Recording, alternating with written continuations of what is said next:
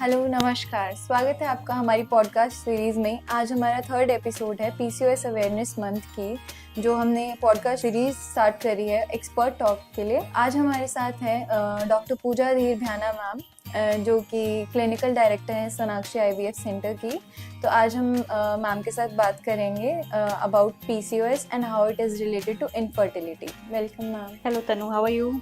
I am fine, what about you? Fine बच्चे। Thank you for coming ma'am. जैसे PCOS है, it is mainly related to infertility. ज़्यादातर हम जैसे अगर रिलेट करते हैं इसको, तो it's related to like infertility ज़्यादा हो जाती है women में। तो what would you like to say about that? देखो, सबसे पहले तो पीसीओएस होता क्या है वो माइंड में क्लैरिफिकेशन होनी चाहिए। मतलब पीसीओएस एक सिंगल चीज़ नहीं है, इट इज़ बेसिकली सिंड्रोम। और जब हम सिंड्रोम वर्ड यूज़ करते हैं उसका मतलब है कि बहुत सारे सिम्टम्स इकट्ठे हो सकते हैं। उन सिम्टम्स में क्या हो सकता है? हो सकता है कि पीरियड्स इरेगुलर आ रहे हैं, बहुत लेट 3 महीने, या किसी किसी को कभी कभी पीरियड आते ही नहीं है, दवाइयाँ लेनी पड़ती हैं पीरियड के लिए। सेकेंड चीज़ जो हो सकती है कि शरीर में या बॉडी में मेल हार्मोन्स एक्सेस में होने शुरू हो जाते हैं, तो जिस कारण से हेयर ग्रोथ होनी शुरू हो जाती है एबनॉर्मल एरियाज में, जहाँ की हेयर ग्रोथ नॉर्मली फीमेल्स में नहीं पाई जाती है। कभी कभी वेट गेन होना शुरू हो जाता है। अल्ट्रासाउंड पर टिपिकली पीसीओ मोर्फोलॉजी हम बोलते हैं, वो दिखनी शुरू हो जाती है। तो PCOS is actually collection of symptoms. और पीसीओएस के साथ बहुत सारी और चीज़ें एसोसिएटेड भी हो सकती हैं, जैसे कि डायबिटीज़ का या इंसुलिन रेजिस्टेंस का ज़्यादा होना। डायबिटीज़ मतलब आपका शुगर पचाने का जितना क्षमता है नॉर्मली उससे कम हो जाना। तो all these things can be seen in PCOS patients. अब पीसीओएस में बहुत सारी चीज़ों के साथ एक फैक्टर जो होता है दैट इज़ इनफर्टिलिटी, जो आपने बोला कि बहुत कॉमनली देखने को मिलती है। इनफर्टिलिटी मतलब आप 1 साल तक कोशिश कर रहे हैं, प्रेगनेंसी नहीं हो पा रही है। उसका क्या कारण होता है? बिकॉज पीसीओएस में हमने बात की, सबसे पहला मैंने जो सिम्टम बताया आपको दैट वाज कि पीरियड लेट आना शुरू हो जाता है। पीरियड लेट आने का मतलब है कि एग नहीं बन पा रहा है।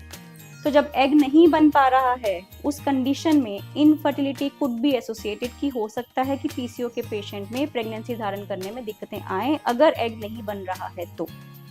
बट सारे पीसीओएस पेशेंट्स इनफर्टाइल नहीं होते हैं। All PCOS patients are not infertile. क्यों? क्योंकि कुछ पेशेंट्स ऐसे भी होते हैं जो ओव्यूलेट कर रहे होते हैं, जिनको एग बन रहा होता है। दे आर ओव्यूलेटरी पीसीओएस, उनको पीरियड्स में अनियमितता नहीं होती है। तो स्पेशल कैटेगरी लगभग 20-25% पेशेंट्स ऐसी होती है जिनमें ओव्यूलेशन या एग ऑलरेडी बन रहा होता है। They are not actually infertile. तो कुछ patients will present with infertility, कुछ patients may not have infertility associated. उनमें हो सकता है कुछ और सिम्टम्स हों। ओके, सो मैम कुछ पेशेंट्स ऐसे होते हैं, जैसे एक तरीके का ना टैबू है कि अगर किसी को पीसीओएस 25 की एज से पहले डायग्नोज हो गया है, तो हमारी सोसाइटी में ऐसा होता है कि 25 से पहले शादी कर दो ताकि कंसीव करने में प्रॉब्लम ना आए। 25 से पहले अगर कंसीव कर लेंगे तो हो गया, वरना उसके बाद उनको कंसीव करने में इश्यूज आएंगे। तो इस पे आपका क्या कहना है? देखो, age has a direct correlation. मैं मना नहीं करूंगी कि 25 से पहले शादी करने में प्रेगनेंसी के चांसेस ज़्यादा रहेंगे। एज का हम क्यों कोरिलेशन मान रहे हैं? बिकॉज फीमेल की ओवरीज की एक स्पेसिफिक एज होती है, और हम सबको पता है कि beyond the age of 45-47 menopause आ जाता है, मतलब पीरियड्स भी बंद हो जाते हैं। और ये मीनोपॉज एक ऐसा स्टेज है जहाँ पे पीरियड्स बंद हो रहे हैं, अंडा बनना बंद हो रहा है, और प्रेगनेंसी धारण करने की क्षमता हमारी बंद हो रही है। तो एज ऐसे डेफिनेट कोरिलेशन क्यों? क्योंकि किसी भी फीमेल में एक्स की मात्रा सीमित होती है। जैसे एज बढ़ती है वैसे वैसे एक्स का नंबर भी कम होना शुरू हो जाता है। स्पेसिफिकली टॉकिंग अबाउट पीसीओएस, जो आपने सवाल किया कि 25 साल से पहले शादी कर दो तो प्रेगनेंसी हो जाएगी, 25 साल के बाद प्रेगनेंसी नहीं होएगी, it is not like that. PCOS is a condition जिसमें अंडे भर भर के होते हैं ओवरी में। तो जो हम बात कर रहे हैं कि एज बढ़ेगी अंडे कम हो जाएंगे, पीसीओएस में इन अंडों का कम होना इतना ज़्यादा नहीं होता है। तो 25 ईयर्स पे मैरिज हो रही है, प्रेगनेंसी के चांसेस डेफिनेटली अच्छे रहेंगे, बट 25 के बियॉन्ड अगर हो रही है तो प्रेगनेंसी नहीं हो पाएगी, ऐसा नहीं है। तो ऑल पीसीओएस पेशेंट्स में 25 से पहले शादी कर दो, I will not recommend that. चलो मैम, आपके इस आंसर से कम उन लड़कियों को हिम्मत मिलेगी जो एटलीस्ट अपना करियर बनाना चाह रही हैं। उनको पीसीओएस डायग्नोज हो गया है, बट उनके घर वाले फोर्स कर रहे हैं कि पहले शादी कर लो तो you will go through that. नहीं, ऐसा नहीं है। पीसीओएस जैसे मैंने पहले बोला, ओवरीज अगर आप देखो तो पीसीओएस कंडीशन में एग्स नॉर्मल से ज़्यादा होते हैं।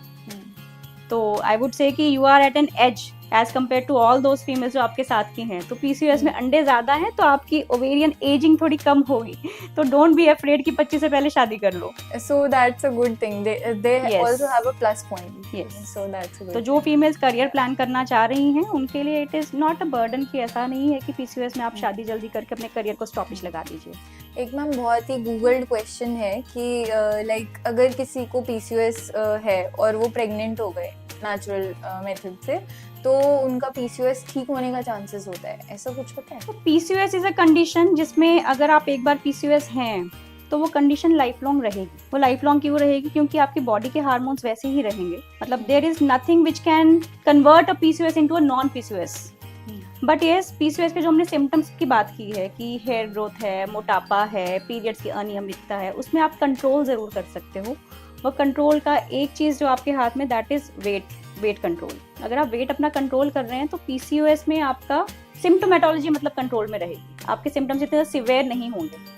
बट प्रेगनेंसी से पीसीओएस खत्म हो जाएगा वैसा नहीं होएगा। प्रेगनेंसी में ऐसा ही है कि आप प्रेग्नेंट जरूर हो गए हो, प्रेगनेंसी रिलेटेड कुछ कॉम्प्लिकेशंस पीसीओएस में ज्यादा होती हैं, उनका हमें प्रेगनेंसी में ध्यान रखना पड़ता है। बट वंस यू डिलीवर तो उसके बाद हो सकता है दोबारा से आपको पीसीओएस के सिम्टम्स आने शुरू हो जाएं।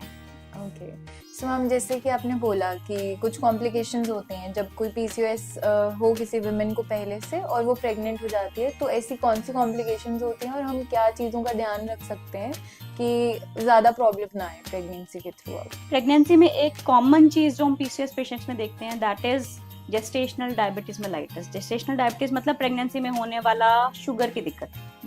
अब पीसीओएस में जैसे हमने बात की कि इंसुलिन रेजिस्टेंस होती है। इंसुलिन रेजिस्टेंस क्या होती है समझना जरूरी है, थोड़ा सा साइंटिफिक लैंग्वेज यूज कर रही हूँ मैं, but I try to explain. Insulin एक ऐसा हार्मोन होता है जो हमारा शरीर बनाता है और हमारी शुगर के लेवल को कम करता है। आपने डायबिटीज सुनी होगी, मधुमेह सुनी होगी, शुगर की बीमारी सुनी होगी। तो शुगर की बीमारी में क्या होता है कि यह इंसुलिन में ही गड़बड़ी होनी शुरू हो जाती है, तो हमारा शुगर लेवल कंट्रोल नहीं हो पाता है। और पीसीओएस में लगभग 60, 70, 80% पेशेंट्स में इंसुलिन रेजिस्टेंस देखा जाता है कि आपका शरीर हार्मोन बना रहा है मगर वो हार्मोन अपना एक्शन अच्छे से नहीं ले पा रहा है, जिस कारण से शुगर के लेवल आपके शरीर में ज्यादा होने शुरू हो जाते हैं। प्रेगनेंसी में चीजें थोड़ी ज्यादा हो जाती हैं, इसीलिए प्रेग्नेंट पेशेंट जो कि पीसीओएस हैं उनमें डायबिटीज का रिस्क या शुगर बढ़ने का रिस्क ज्यादा रहता है। That is why we have to control their sugars या उनकी शुगर्स के ऊपर चेक रखना पड़ता है during pregnancy in case a patient is a PCO. Secondly, hypertension मतलब बीपी की दिक्कतें ज्यादा हो सकती हैं अगर कोई पीसीओएस पेशेंट प्रेग्नेंट है। तो these all are actually related to PCOS.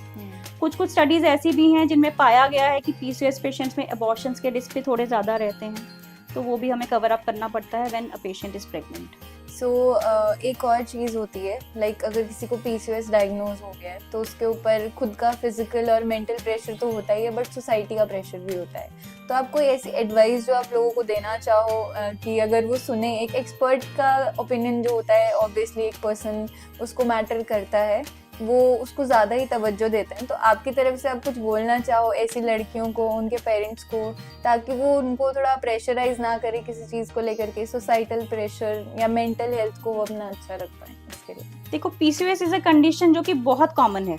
अगर हम आजकल की बात करें तो in case we look into our OPD तो बहुत सारे पेशेंट्स ऐसे आते हैं जो पीसीओएस को फेस कर रहे हैं। तो यू आर नॉट अलोन। तो जो फीमेल सफर कर रही हैं पीसीओएस को लेकर, आई वुड से कि आप अकेले नहीं हैं।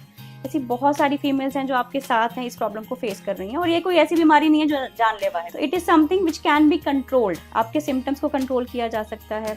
मेन जो आपने सोसाइटल प्रेशर की बात की, उसमें इनफर्टिलिटी अगर है तो सोसाइटल प्रेशर बहुत ज्यादा बढ़ जाता है। एंड सेकेंड, सोसाइटी का प्रेशर, या ये चलो कि व्हाट आई वुड से कि थोड़ा सा जो साइकोलॉजिकल प्रेशर हो जाता है फीमेल्स के ऊपर, दैट इज बिकॉज ऑफ जो हमने बात की एंड्रोजन एक्सेस। एंड्रोजन एक्सेस मतलब मेल हार्मोन्स का ज्यादा होना। उसमें जब बाल ज्यादा आने शुरू हो जाते हैं तो फीमेल्स का थोड़ा सा आई वुड से साइकोलॉजिकली वो डिप्रेस होनी शुरू हो जाती हैं, एंग्शियस हो जाती हैं। तो अगर कोई भी ऐसी दिक्कत है तो आई वुड रेकमेंड कि अपने डॉक्टर से सलाह लें। पीसीओएस इज नॉट समथिंग जिसमें आप कंट्रोल नहीं कर सकते हैं। बहुत सारे सिम्टम्स आप आराम से दवाइयों के जरिए कंट्रोल कर सकते हैं। तो मेंटल प्रेशर या मेंटल टॉर्चर या डिप्रेशन, इन चीज़ों में मत जाइए। Just you need to consult your doctor. Ma'am this was actually very helpful, क्योंकि लोग बहुत ज़्यादा प्रेशर अपने दिमाग पे इस चीज़ का बना लेते हैं.